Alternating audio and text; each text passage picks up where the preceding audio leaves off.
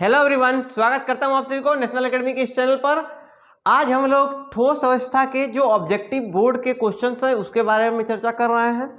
ये इस प्रकार से हम लोग चर्चा करेंगे कि बोर्ड का जो होगा पूरा का पूरा रिवीजन भी हो जाएगा आपका। ठीक है, तो इससे पहले हम लोग क्या करते हैं कि ठोस क्या होता है, टेलीग्राम चैनल पर, टेलीग्राम पे नेशनल एकेडमी का जो चैनल है नेशनल एकेडमी 0108-2016, ये चैनल है नेशनल एकेडमी का। यूट्यूब पर भी चैनल यही सेम आईडी से है और टेलीग्राम पर भी है। इस आईडी को पे डेली क्या होता है, शाम को 8 बजे केमिस्ट्री का क्यूज चलता है। तो अगर आप अपने तरफ से क्यूज देना चाहते हैं तो टेलीग्राम पर इस चैनल 8 बजे ऑनलाइन होकर आप इस चैनल पर क्यूज दे सकते हैं। इसका जो है पिछले दिन इसका क्यूज हो चुका है, तो इसका 30 अक्टूबर को क्यूज हो चुका है। तो इसी का आज हम लोग सॉल्यूशन कर देख रहे हैं डिटेल में। अगर कहीं पर भी आपको डाउट होगा तो आप टेलीग्राम पर भी हमसे पूछ सकते हैं या फिर यूट्यूब के कमेंट सेक्शन में भी पूछ सकते हैं। ठीक है, इसके अलावा आपको जो सॉलिड टेस्ट का नोट्स है या और बाकी सभी टॉपिक्स के नोट्स जो होंगे टेलीग्राम चैनल पर आपको मिल जाएंगे। आपको धीरे धीरे करके उस पर अपलोड किए जा रहे हैं। तो अगर आपको भी नोट्स चाहिए तो टेलीग्राम चैनल पर को जाके ज्वाइन कर लीजिए। ठीक है, और इसके अलावा टेलीग्राम चैनल पर बहुत जल्द ही केमिस्ट्री के अलावा फिजिक्स, मैथ, बायोलॉजी एवं क्लास 10th के भी क्विज कराए जाएंगे, तो इसको ज्वाइन जरूर कर लें। ठीक है, चलते हैं पहला क्वेश्चन से। टेस्ट पे टोटल 26 क्वेश्चन थे, जिसमें से अगर पहला क्वेश्चन की बात करेंगे तो पहला क्वेश्चन हमारे पास पूछा गया है कि निम्न में से कौन विषम दैशिकता को दर्शाएगा। ठीक है, तो देखिए दैशिकता जो होता है दिशा में भौतिक गुण के बारे में होता है, और दैशिकता दो प्रकार से होता है, एक समदैशी होता है और एक विषमदैशी। तो यहाँ पर हमको विषमदैशी पूछा गया है, तो विषमदैशी का अर्थ होता है क्रिस्टलीय। जितने भी क्रिस्टलीय होते हैं वो सभी क्या होते हैं, विषमदैशी होते हैं, और जितने अक्रिस्टलीय होते हैं वो क्या होते हैं, समदैशी। तो हमको यहाँ पर देखना है कि जो क्रिस्टलीय होगा वही विषमदर्शी होगा। तो कांच जो होता है अक्रिस्टलीय होता है, यानी एमरफस होता है। ठीक है, सोडियम ब्रोमाइड NaBr तो आयनिक है। आयन में अगर आयनिक सॉलिड रहेगा यानी कि वह क्रिस्टलीय है, ये हमारे पास में क्या है, क्रिस्टलीय। प्लास्टिक जो होता है ये भी क्या है, एमरफस है। रबड़ भी क्या है, एमरफस है। हमको पूछा क्या गया है, विषमदैशिकता, और विषमदैशिकता का मतलब क्या हो जाएगा, क्रिस्टलीय। जो क्रिस्टलीय होगा वही विषमदैशी होगा। क्रिस्टलीय कौन सा है, सोडियम ब्रोमाइड, इसीलिए हमारा आंसर क्या हो गया, सही हो गया। ठीक है, नेक्स्ट क्वेश्चन देखते हैं। नेक्स्ट क्वेश्चन हमारे पास में है कि हीरा, सिलिकॉन एवं क्वार्ट्ज का मुख्य आबंध बल क्या होता है। तो देखिए जो आबंध बल के बारे में अगर बात करेंगे तो ये जब क्रिस्टलीय को अलग से 4 हिस्सों में बांटा गया था, आणविक ठोस, सहसंयोजी ठोस, आयनिक ठोस और साथ में धात्विक ठोस, ये 4 हिस्सों में बांटा गया था। तो जिन 4 हिस्सों में बांटा गया था वो उसके आकर्षण बल के आधार पर, यानी उसके बीच में बॉन्ड के आधार पर ही बांटा गया था। तो जब हम अगर हीरा, सिलिकॉन एवं क्वार्ट्ज की बात करेंगे तो इसके बीच जो बल बनेगा वह बनेगा सहसंयोजी आबंध बल। ठीक है, कैसे इसको लेकर क्वेश्चंस आते हैं, इसीलिए ये टेबल है जो कि इससे आप क्वेश्चन को समझ सकते हैं। देखिए हमारे पास जो होता है क्रिस्टलीय ठोस को 4 हिस्सों में बांटा गया, आयनिक ठोस, सहसंयोजी ठोस, धात्विक ठोस एवं आणविक ठोस। फिर से आणविक को 3 हिस्सा में बांटा गया है, ध्रुवीय, अध्रुवीय एवं हाइड्रोजन आबंधी। ठीक है, तो इसको बताया गया है कि इसमें किसमें कौन सा बल का प्रकार लगता है, यानी कि हमारे पास आयनिक ठोस में कौन सा बल लगता है, तो यहाँ पर धन आयन एवं ऋण आयन के बीच में लगता है आयन वाला। सहसंयोजी रहेगा तो इसमें सहसंयोजी आबंध होता है, नेटवर्क ठोस बनाता है। और अगर धात्विक रहेगा तो धातुओं के बीच में बनता है। और आणविक ठोस होता है तो अलग अलग स्थितियों में दुर्बल वांडर वाल बल लगता है। ठीक है, इसके लेकर बात किया गया है कि किसका विद्युत का स्वचालक होता है, कौन विद्युत का कुचालक होता है, किसका गलनांक अधिक होता है, किसका गलनांक कम होता है, इसके बारे में बात किया गया है। इसको हम आप पढ़ाए भी हैं सॉलिड स्टेट के टॉपिक में। इसमें फिर एग्जाम्पल दिया गया है जहाँ से क्वेश्चन पूछा गया था कि हीरा, क्वार्ट्ज और साथ में हीरा को, क्वार्ट्ज को और सिलिका को बताया गया था कि ये जो है इसमें कौन सा आकर्षण बल होगा। तो इसमें आकर्षण बल यानी बलों का प्रकार कौन सा होता है, सहसंयोजी आबंध होता है। ठीक है, तो यानी कि ये हमारा क्या हो गया आंसर। इसी तरह से हमको पूछ सकता है NaCl में कौन सा होगा, तो आयनिक होगा, कोलम्बी फोर्स होगा। एक बार ये पूछा गया था कि CO2 जो होता है, ठोस CO2 में किस प्रकार का उदाहरण होता है, तो ये किस प्रकार का एग्जाम्पल होता है, आणविक ठोस का एग्जाम्पल। ये भी परीक्षा में पूछा जा चुका है, ठीक है। और इसके अलावा चालकता को लेकर भी बात करता है। NaCl ठोस अवस्था में रहता है तो विद्युत का सुचालक होता है कि कुचालक। तो इसका अगर बात करेंगे तो सुचालक एवं कुचालक की, तो ठोस अवस्था में यह रोधी होता है यानी कुचालक होता है, लेकिन गलित अवस्था में यह क्या होता है, सुचालक होता है, ठीक है। तो ये लिस्ट आप लोग देख लीजिएगा अच्छे से। अब नेक्स्ट क्वेश्चन की बात करते हैं। जो आपको लिस्ट की बात की है उसका PDF जो होगा टेलीग्राम चैनल पर है, आप जाकर उस टेलीग्राम चैनल पर देख सकते हैं, ठीक है। तो निम्न में से कौन CSCl, यहाँ पर Cl होगा, CSCl क्रिस्टल की संरचना है। तो CSCl की संरचना की बात करेंगे, हमारे पास ऑप्शन दिए गए हैं अंतः केंद्रीय, सरल घनीय, फलक केंद्रीय एवं सीरा केंद्रीय, यानी कि body centre BCC, simple cube FCC और इंड सेंटर, ठीक है। तो जब अगर बात करेंगे CSCl की, तो CSCl की संरचना ऐसी होती है। संरचना कैसी है, चारों कोना पर है, एगो सतह के अंदर वाले केंद्र पर है। अगर अंदर वाले केंद्र पर और सभी केंद्रों पर है यानी कि उसको क्या बोलते हैं, अंतः केंद्रीय, ठीक है। इसी प्रकार से हमको क्वेश्चन में पूछ सकता है NaCl का, ठीक है, या फिर हमको पूछ सकता है, ये CSCl पूछा था, ZnS का पूछ सकता है। तो जब इसकी संरचना पूछता है तो इसकी संरचना होती है FCC होती है, ठीक है, ध्यान रखिएगा। अब हम नेक्स्ट की बात करते हैं।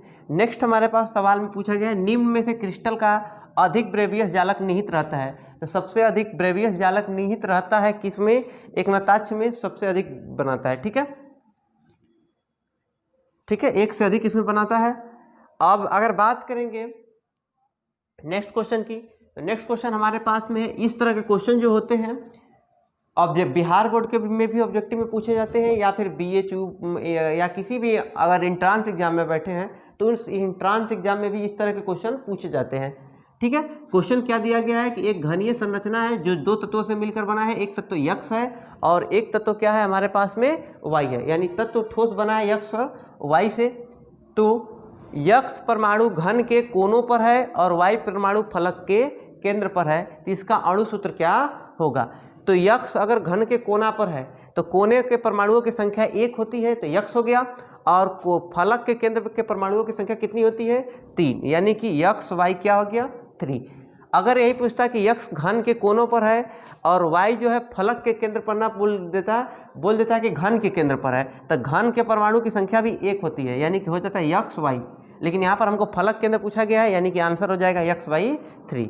ये हमारा क्या हो गया, आंसर हो गया, ठीक है। इसको लेकर जो क्वेश्चन होता है वो कैसे पूछते हैं, मतलब यहाँ से भी क्वेश्चन इसका पूछा जा सकता है कि सरल घनीय में कितने परमाणु कोने पर होते हैं। तो सरल घनीय में कोने के परमाणुओं की संख्या कितनी हो गई, 8 से 8 कट जाएगा तो कितना हो जाएगा, 1। अंतः केंद्रीय रहेगा तब पर भी कोना पर परमाणु कितना रहेगा, 1। अगर फलक केंद्रीय रहेगा तब पर भी कोना का परमाणुओं की संख्या कितनी होती है, 1। और अगर क्योंकि सरल घनीय है तो उसमें फलक पर कोई भी परमाणु नहीं होगा, अंदर वाले केंद्र पर भी कोई परमाणु नहीं होगा, यानी कि सरल घनीय में कुल परमाणुओं की संख्या कितनी हो गई, 1, ठीक है। और अगर बात करेंगे अंतः केंद्रीय की, तो अंतः केंद्रीय का मतलब होगा कि कोना पर परमाणु और अंदर वाले केंद्र पर, तो अंदर वाले केंद्र पर 1 और कोना पर 1, दोनों मिला के कितना हो जाएगा, 2, ठीक है। अगर फलक केंद्रीय की बात करेंगे तो कोना पर 1 होता है तथा फलक 6 होते हैं, 6 प्लस पे आधा आधा रहेगा, तो कुल मिला के कितने हो जाते हैं, 3 और 1 मिला के कितना हो गया, 4। तो क्वेश्चन ये भी पूछता है कि बॉडी सेंटर में कुल परमाणुओं की संख्या कितनी होती है, 2 होती है, और फलक केंद्रीय में कुल परमाणुओं की संख्या कितनी होती है, 4। क्वेश्चन अभी जो पूछा गया था यहीं से पूछा गया था कि फलक केंद्रीय में कोना पर परमाणु है और इसके अलावा फलक के केंद्र पर है, तो फलक के केंद्र पर जो परमाणु रहेगा उसकी संख्या 3, और जो कोना पर है तो उसकी संख्या हो गया 1। तो x1y3 यानी कि xy3, ये क्या हो गया था, आंसर हो गया था, ठीक है। इस तरह के क्वेश्चन बहुत पूछे जाते हैं परीक्षा में।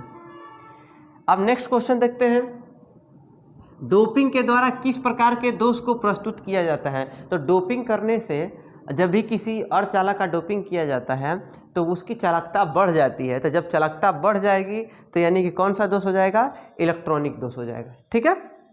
इसको लेकर क्वेश्चन, मतलब डोपिंग को लेकर और भी सवाल पूछे जाते हैं, तो ये उसके बारे में, डोपिंग के बारे में है कि डोपिंग कहते किसको हैं, कि अर्धचालक की चालकता बढ़ाने के लिए अशुद्धि को मिलाते हैं, इसी को कहा जाता है डोपिंग। और ये 2 प्रकार का होता है, एक एन टाइप डोपिंग होता है और एक कौन टाइप का डोपिंग होता है, पी टाइप का डोपिंग होता है। एन टाइप का डोपिंग के लिए हमको वर्ग 15 के तत्व चाहिए, ठीक है। और अगर पी टाइप की डोपिंग रहेगी तब जाके किसके साथ करना होता है, 13 के साथ। क्योंकि देखो अर्धचालक जो है यानी कि वर्ग 14 का तत्व हो गया अर्धचालक, तो या तो हम इसको मिला सकते हैं 15 के तत्व के साथ या फिर 13 के तत्व के साथ। तो जब 15 के साथ मिलेगा तो इसको एन बोलेंगे, और जब 13 के साथ मिलेगा तो इसको क्या बोलेंगे, पी टाइप डोपिंग कहेंगे। इसमें एग्जाम्पल भी याद रखना चाहिए कि एन टाइप डोपिंग में फास्फोरस के साथ और आर्सेनिक के साथ डोपिंग करेंगे, और जब हमारे पास पी टाइप की बात करेंगे तो हम किसके साथ, एल्युमिनियम के साथ, गैलियम के साथ, ये सबका एल्युमिनियम के साथ और बैरियम के साथ करेंगे, ठीक है। अब नेक्स्ट हम लोग बात करते हैं, तो हमारे पास नेक्स्ट क्वेश्चन है कि सोडियम क्लोराइड क्रिस्टल में सोडियम आयन में कितने क्लोराइड आयन होते हैं। तो क्योंकि अभी हम लोग बात किए हैं कि यहाँ पर हमारे पास में FCC संरचना बनता है, तो यहाँ पर आयन जो होते हैं Cl- सोडियम आयन के कितने क्लोराइड घेरे रहेंगे, तो ये हो जाएंगे 6, ठीक है। नेक्स्ट क्वेश्चन की बात करते हैं। नेक्स्ट क्वेश्चन है कि HCP में क्रिस्टलीकृत होने वाले किसी भी धातु की समन्वय संख्या, तो जब HCP रहेगा तो कोऑर्डिनेशन नंबर कितना होगा, 12। लगे हाथ देख लीजिए CCP रहेगा तब पर भी कोऑर्डिनेशन नंबर कितना हो जाएगा, 12। या फिर हमारे पास में FCC रहेगा तब पर भी कोऑर्डिनेशन नंबर कितना हो जाएगा, 12, ठीक है। ये याद रखिएगा, ऑब्जेक्टिव क्वेश्चन आता है। इस बार बोर्ड में ये क्वेश्चन पूछा गया था कि CCP का कोऑर्डिनेशन नंबर कितना होता है, ठीक है। इसको लेकर यहाँ पर भी बताया गया है कि हमारे पास में जब सामान्य रहेगा यानी कि सिंपल क्यूब तब जाके उसका कोऑर्डिनेशन नंबर 6 होता है, और अगर हमारे पास में FCC हो गया तो 12 होगा, और अगर अंतः केंद्रीय होगा तब जाके इसका कोऑर्डिनेशन नंबर कितना होता है, 8 होता है, ठीक है। इसका संकुलन क्षमता भी साथ साथ याद रखिएगा कि यह कितना भरा रहता है, तो ये 52.4%, 74% FCC में, और साथ में अंतः केंद्रीय में कितना प्रतिशत भरा रहेगा, 68%, ठीक है। ये पूरा लिस्ट याद रखिएगा। अब नेक्स्ट क्वेश्चन हमारे पास में है कि Na+ यानी कि एक सॉलिड बना है Na+ और Cl- से, जिसमें हमको लंबाई दिया गया है, तो सिरे की लंबाई हमको ज्ञात करना है। तो सिरे की लंबाई A बराबर फार्मूला हो जाता है 2 × Na+ प्लस में Cl-। तो यहाँ पर हम क्या करेंगे, 2 × Na+ का मान दिया गया है हमारे पास में 95 पिकोमीटर, तो लिखेंगे 95 प्लस में Cl- 181, ऐड करेंगे और 2 से गुणा करेंगे, आएगा 552 पिकोमीटर, ठीक है। नेक्स्ट क्वेश्चन हम लोग देखते हैं। नेक्स्ट क्वेश्चन है हमारे पास में, निम्न में से कौन सा क्रिस्टलीय फ्रैंकलन दोष को नहीं दर्शाता है। तो अगर फ्रैंकलन दोष को नहीं दर्शाता है तो कौन नहीं दर्शाएगा, KBr, ठीक है। इसको लेकर आपको फ्रैंकलन दोष और शॉर्टकी दोष का परिभाषा पता होना चाहिए कि फ्रैंकलन दोष क्या होता है। ये बोर्ड में 2 नंबर के क्वेश्चन में पूछे जाते हैं कि फ्रैंकलन दोष किसे कहते हैं और शॉर्टकी दोष किसे कहते हैं, ठीक है। इसके अलावा इसके एग्जाम्पल्स भी ध्यान रखिएगा कि फ्रैंकलन दोष के एग्जाम्पल कौन है और शॉर्टकी दोष के एग्जाम्पल कौन है। और इसके अलावा एक ये इंपॉर्टेंट पॉइंट होता है, बहुत ज़्यादा इंपॉर्टेंट है, कि AgBr जो होता है ये फ्रैंकलन दोष और शॉर्टकी दोष दोनों को दर्शाता है। क्वेश्चन पूछ देता है निम्न में से कौन फ्रैंकलन एवं शॉर्टकी दोनों दोष दर्शाएगा, तो दोनों दोष दर्शाएगा AgBr, ठीक है। अगर हमारे पास में यही क्वेश्चन है कि AgBr दर्शाता है शॉर्टकी दोष, फ्रैंकलन दोष, शॉर्टकी तथा फ्रैंकलन दोष, धातु अधिक के दोष, तो अभी बताए हैं AgBr दोनों दोष दर्शाएगा यानी कि शॉर्टकी दोष और फ्रैंकलन दोष, ठीक है। नेक्स्ट क्वेश्चन, निम्न में से किस धातु में न्यूनता दोष होगा। तो न्यूनता दोष किस में होगा, तो FeO में। देखिए न्यूनता दोष पहचानने का तरीका यह होता है कि अगर कोई धातु 2 ऑक्सीकरण संख्या दर्शा रहा है, जैसे कि Fe 2 ऑक्सीकरण संख्या दर्शाता है। एक Fe जो होता है +2 में पाया जाता है और एक पाया जाता है Fe+3 में, ठीक है। तो जो धातु 2 अवस्थाओं में पाया जाता है, और अगर हमारे पास ऑप्शन में दिया गया है तो जो 2 अवस्थाओं में पाया जाता है उसमें से अगर कम वाला अवस्था दिया रहेगा तो उसमें कौन सा दोष पाया जाएगा, धातु न्यूनता दोष पाया जाएगा, ठीक है। जैसे कि यहाँ पर FeO है तो इसका ऑक्सीकरण संख्या Fe का कितना होगा, तो देखिए FeO है तो ऑक्सीजन का हो जाएगा -2, तो Fe का हो जाएगा +2, क्योंकि Fe +2 में पाया गया तो +2 के बदले में +3 आ सकता है, इसीलिए यह कौन सा दोष हो जाएगा, न्यूनता दोष। लेकिन सोडियम जो है धातु यहाँ पर +1 में है, पोटेशियम +1 में है, Zn +2 में पाया जाता है, यानी इसमें न्यूनता दोष पाया जा सकता नहीं है, ठीक है। किस क्रिस्टल में रीड आयन के स्थान पर ग्रहण किया जाएगा तो इलेक्ट्रॉन कहलाता है। तो जब क्या होता है, इलेक्ट्रॉन के स्थान पर कोई ग्रहण करता है तो उसको कहा जाता है यफ केंद्र। इसके अलावा एक क्वेश्चन होता है कि किस दोष के कारण रंग, किसी ठोस में दोष के कारण रंग में परिवर्तन होता है तो उसे क्या कहते हैं, इसी को कहा जाता है यफ केंद्र। इसको कहा जाता है, यफ का मतलब होता है फगमेंटा, ठीक है, फगमेंटा केंद्र, ठीक है। रंग में परिवर्तन भी इसी के कारण होता है। एन टाइप अर्धचालक में प्राप्त करने के लिए जर्मेनियम को किसके साथ डोपिंग करेंगे, ठीक है। अगर हमारे पास सवाल में पूछ दिया एन टाइप, यानी कि किसके साथ करना है, वर्ग 15 के तत्वों के साथ करना है। अब वर्ग 15 का तत्व इसमें से कौन सा है, तो आर्सेनिक है, इसीलिए किसके साथ डोपिंग करेंगे, आर्सेनिक। अगर यही हमारे पास में पूछ देता पी टाइप डोपिंग, तो पी टाइप डोपिंग हम एल्युमिनियम के साथ कर सकते थे या फिर किसके साथ कर सकते थे, बोरान के साथ, ठीक है। तो अभी हमारे पास आर्सेनिक आंसर, ये सही आंसर है। नेक्स्ट क्वेश्चन, Fe3O4 कमरे के ताप पर फेरी चुंबकीय होता है लेकिन 850 केल्विन पर यह क्या बन जाता है, अनुचुंबकीय बन जाता है। यह ध्यान रखिएगा, बहुत इंपॉर्टेंट क्वेश्चन है। नेक्स्ट क्वेश्चन, निम्नलिखित में कौन अक्रिस्टलीय ठोस है। तो क्रिस्टलीय ठोस और अक्रिस्टलीय ठोस के बारे में चर्चा हो चुका है, अगर आप नहीं देखे होंगे तो वीडियो देख लीजिएगा, उसमें है। तो ग्रेफाइट जो होता है नेटवर्क ठोस होता है, यानी क्रिस्टलीय ठोस है, यानी ये क्रिस्टलीय है, ये क्या है, एमरफस है, ये भी क्रिस्टल होता है क्रोमेलम। और सिलिका कार्बाइड भी क्या होता है, क्रिस्टलीय होता है। हमको अक्रिस्टलीय पूछा गया था तो ये हो जाएगा, ठीक है। नेक्स्ट है हमारे पास में, निम्न में कौन नेटवर्क ठोस है। नेटवर्क ठोस यानी कि जो श्रृंखला बड़ी नेटवर्क को निर्माण करता होगा, तो ये तीनों जो है आणविक ठोस है, और ये हमारे पास में क्या है, नेटवर्क ठोस है, हीरा। नेक्स्ट, ग्रेफाइट को खाली स्थान के रूप में वर्गीकृत नहीं किया जा सकता है। किसमें वर्गीकृत नहीं किया जा सकता है, देखिए, तो ग्रेफाइट चालक है, सुचालक है, तो अगर ये धारा का चालन करता है यानी कि ठोस में, तो इसको वर्गीकृत, चालक ठोस में वर्गीकृत किया जा सकता है। ग्रेफाइट एक बड़ा नेटवर्क का निर्माण करता है, इसीलिए नेटवर्क ठोस भी इसको कहा जा सकता है। सहसंयोजी बॉन्ड बनाता है, इसीलिए सहसंयोजी ठोस भी कह सकते हैं। लेकिन आयनिक बॉन्ड नहीं बनाता है, इसीलिए इसको आयनिक ठोस नहीं कहेंगे। यानी यही हमारा आंसर क्या हो गया, सही हो गया। कौन नहीं कहा जा सकता, यानी ये आंसर क्या हो गया, सही, आयनिक ठोस, ठीक है।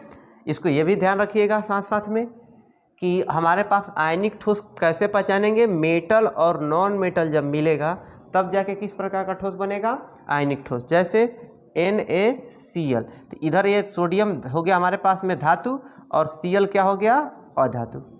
इसी तरह से MgO, मैग्नीशियम ऑक्साइड, मैग्नीशियम क्या हो गया, धातु हो गया, और ऑक्सीजन क्या हो गया, अधातु हो गया। तो ये कैसा बनेगा, आयनिक ठोस, ठीक है।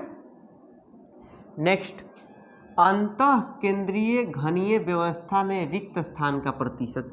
रिक्त स्थान के प्रतिशत के बारे में हम बताए हैं अभी थोड़ा देर पहले कि भरा हुआ प्रतिशत और रिक्त वाला, ठीक है। अंतः केंद्रीय, तो देखिए याद रखना है, सिंपल क्यू, BCC और FCC, इसमें कितना प्रतिशत भरा रहता है, तो सिंपल क्यूब में भरा रहता है 52.4% स्थान भरा हुआ है। BCC में परमाणुओं की संख्या अधिक हो जाती है, इसीलिए इसमें 68% भर जाता है। और अगर FCC रहेगा तब जाके कितना प्रतिशत भरता है, 74। इतना स्थान भर गया प्रतिशत में, तो 100 था, 100 में इतना भर गया है तो कितना खाली रहेगा, 68 भर गया तो कितना खाली, 32। 74 भर गया तो 100 में से 74 को घटाएंगे तो कितना हो जाएगा, 26, और इसको घटाएंगे तो 47.6%। ये इतना स्थान क्या रहता है, खाली रहता है। हमको यहाँ पर खाली वाला पूछा गया था तो हम लिखेंगे 32 को, यानी ये हमारा क्या हो गया, इतना स्थान खाली रहता है, ठीक है। नेक्स्ट क्वेश्चन हमारे पास में है कि द्विविमीय वर्ग निबिड़ संकुलित संरचना में समन्वय संख्या क्या होता है। तो द्विविमीय वर्ग निबिड़ रहेगा तब जाके क्या होता है, 4। द्विविमीय को लेकर दो प्रकार की संरचनाएं बनती है। एक बनता है जिसमें ये एक वर्ग का निर्माण करता है, यानी कि हमारे पास में एक ये परमाणु हो गया और इसके चारों तरफ बिल्कुल पैरेलल में परमाणु हो जाते हैं, तो ये क्या करते हैं, एक वर्ग का निर्माण करते हैं।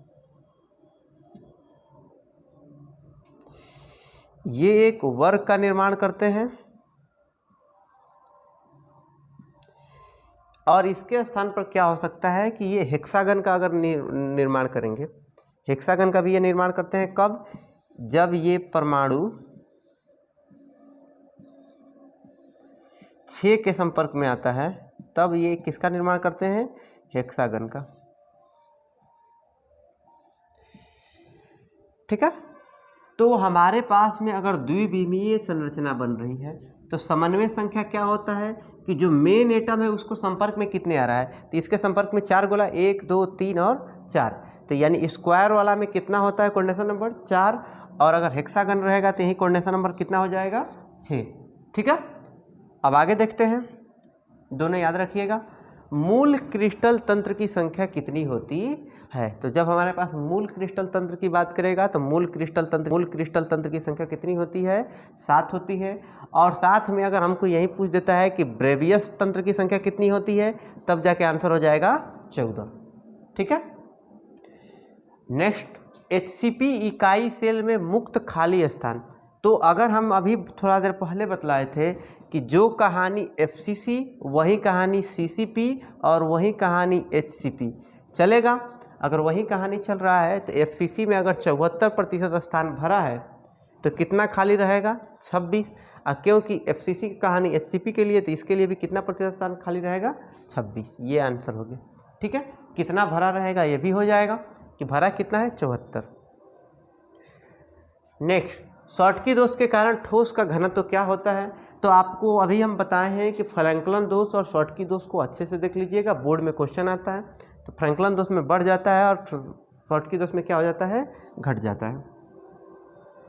नेक्स्ट क्वेश्चन हमारे पास में, फलक केंद्रीय घनीय, ये घ होगा सॉरी, घनीय जालक में एकक कोष्टिका में परमाणुओं की संख्या कितनी होगी।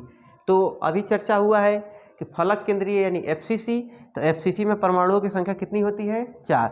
सिंपल क्यूब रहेगा तो परमाणु की संख्या 1। अगर हमारे पास में अंतः केंद्रीय यानी BCC रहेगा तब जाके परमाणु की संख्या कितनी हो जाएगी, 2। अगर हमारे पास में FCC रहेगा तो कुल परमाणुओं की संख्या कितनी हो जाएगी, 4। ठीक है, अब नेक्स्ट देखते हैं, इसको लेकर ये डेटा है, पहले भी आ चुका है, इसको ध्यान रखिएगा।